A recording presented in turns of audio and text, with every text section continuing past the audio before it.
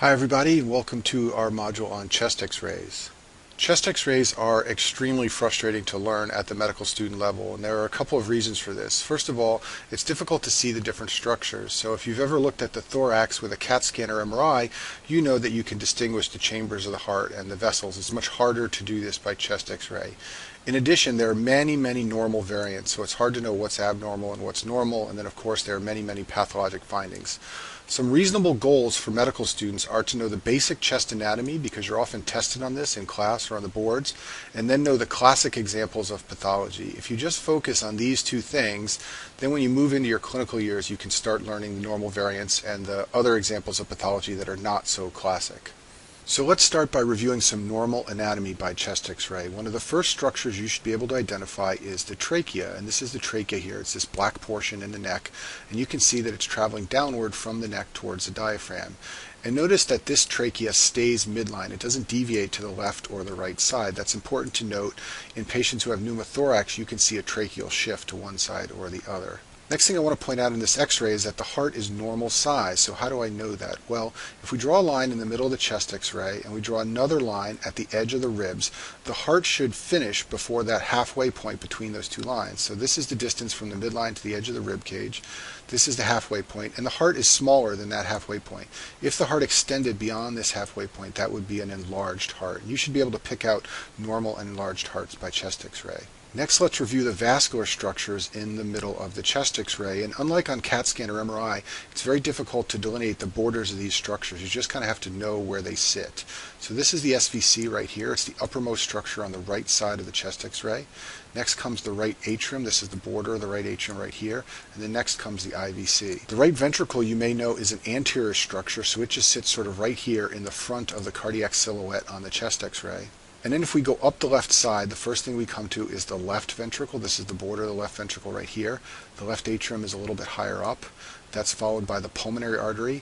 And then finally we see a structure called the aortic knob, which is not shown that well in this example, but it's a little bulge right here. And that's just a part of the thoracic aorta that's seen normally on chest x-ray. And you should be able to identify all these basic structures of the chest on a chest x-ray. Okay, now let's go through some classic examples of pathology, and the first thing we're going to talk about is pulmonary edema. So over here on the left side of the screen is a normal chest x-ray, and you can see that the lung fields are mostly black without a lot of white stuff in them.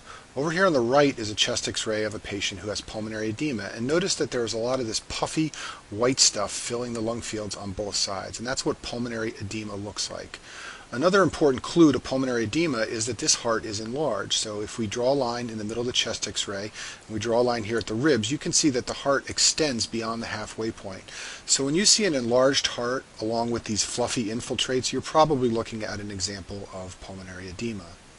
Another classic finding of pulmonary edema on the chest x-ray are curly or septal lines. There are curly A, B, C, and D lines, but the most important are the curly B lines. And so if we look here at this chest x-ray on the right, there's an arrow pointing at a faint white line here like this, and that is fluid filling the space between alveoli and between bronchi, and those are called septal or curly B lines. And they're hard to see at first, but once you get used to looking for them, you can usually identify them in chest x-rays that have those fluffy white things like we saw in the last example. The curly B lines are usually there as well. Okay, next let's talk about pleural effusions, and this is a chest x-ray showing a large left-sided pleural effusions. So the first thing you have to know in understanding x-rays of pleural effusions is the costophrenic angle. So what's that? So the costophrenic angle is right here. I'm drawing it with my white marker here. It's where the diaphragm meets the ribs. And what you see in pleural effusions is blunting of the costophrenic angle. It basically means you can't see it anymore, and that's because fluid has filled this space and it becomes white here, so you can't delineate where the rib cage ends and the diaphragm starts. This patient here has a large left-sided pleural effusion, so you have blunting of the costophrenic angle. We can't see where the diaphragm meets the rib cage over here. It's blunted or blocked.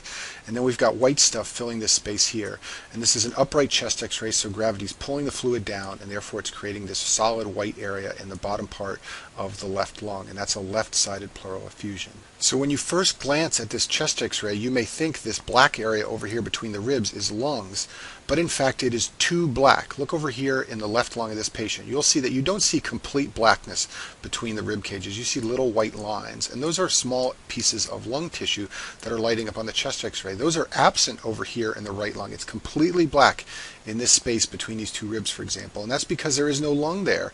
This is actually the lung right here. It's been deflated, and it's like a balloon that's collapsed, and we just have blank space over here, and that's why it looks so dark. So in order to pick up a pneumothorax, you have to identify that the lung is collapsed down here and that you've got this clear black area between the ribs over here. Small pneumothoraces are very difficult to pick up, but this is an example of a very large classic appearing pneumothorax that you should be able to recognize for your board exams. Next classic x-ray is lobar pneumonia. So let's look over here in the right lung, and we see this area that is hazy and white. I'm circling it here with my pen. If you compare that to the left side, you'll see that the left side is clear. So this is a patient who has a right upper lobe infiltrate, that's how it would usually be described, or a right upper lobe pneumonia. And you should be able to identify classic examples of lobar pneumonia as a medical student. This is an example of a chest x-ray showing interstitial fibrosis, and so what you see here is diffuse white stuff in all the lung fields, but this is different from that fluffy white stuff we saw in pulmonary edema. This white stuff has spaces between it. It's described as honeycombing, and that's what you see in patients who have pulmonary fibrosis, and you should get good at recognizing this pattern when it's as classic as this example is here on the screen. This is an example of hilar lymphadenopathy like you might see in a sarcoidosis or tuberculosis patients. So the hilar lymph nodes are here on either side of the trachea. I'm circling one of them and now I'm circling the other one. And they are large and bright white in this chest x-ray, and that's what you see in patients who have sarcoidosis or TB, and you should be able to recognize hilar lymphadenopathy for your boards.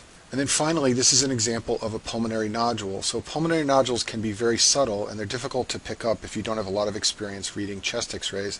But this one is fairly easy to see. If you look out here in the left lung field, you see this circular region here that has whiteness in it. You don't see anything like that over here on the right lung.